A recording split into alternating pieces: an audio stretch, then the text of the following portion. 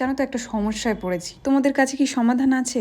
বলছি কি সমস্যা। আজ সকালে রুটি করা হয়নি, ও বললো অনেকদিন স্লাইস রুটি আর পোচ খাওয়া হয় না, আজ খাওয়া হোক। সমস্যাটা হচ্ছে, এটা হচ্ছে বিয়ের কলসি। তোমাদের আগের দিনে দেখাচ্ছিলাম, এতে জল ভরেছিলাম, কিন্তু সমস্যাটা হয়েছে কি, যেদিন প্রথম জল আনতে যাই দেখি নতুন কলসিতে আঠা দেওয়া।